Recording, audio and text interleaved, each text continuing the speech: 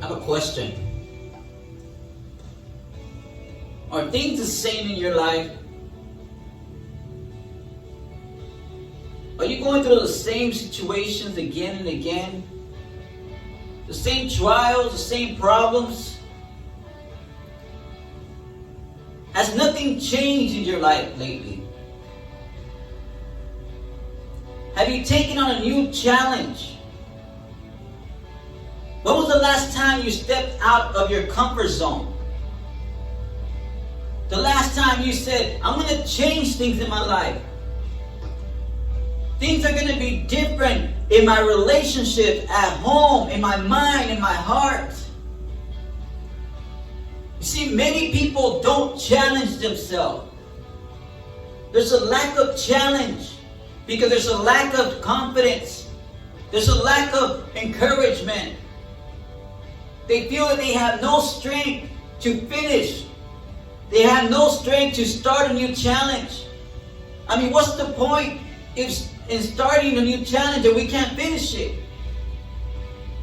Consider what the Bible tells us in 2 Timothy chapter 4, verse 7. Here's the Apostle Paul. He says, I have fought the good fight. What have you been fighting for lately? What have you been contending for? He goes on and says, I have finished the race. I have kept the faith. See, when there's lack of confidence, we don't even bother taking on a new challenge. Here's the Apostle Paul saying, not only did I take on a challenge, it was a struggle, but I fought it. I fought against it.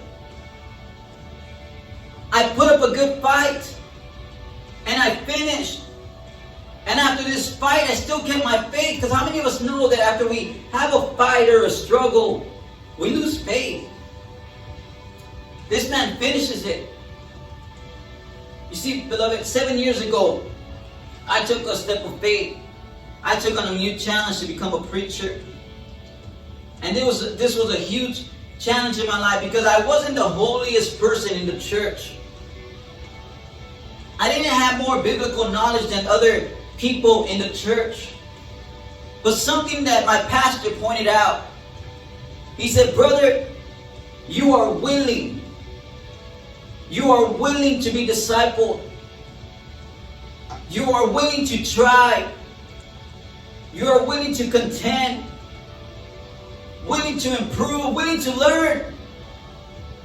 And maybe that's why you haven't taken on a new challenge, because there's no willingness in you. You have to be willing to change things around. It is going to be a struggle. It is going to be a fight. The Apostle Paul says that I fought. I put up a good fight. See, I was tired of hurting the loved ones in my life. I was tired of taking advantage of those around me. I wanted to help people. And I knew that was going to be a challenge. As a young man, I lied, I cheated. I was stubborn, I was selfish. And now I wanted to be a blessing to people. I knew it was going to be a difficult journey.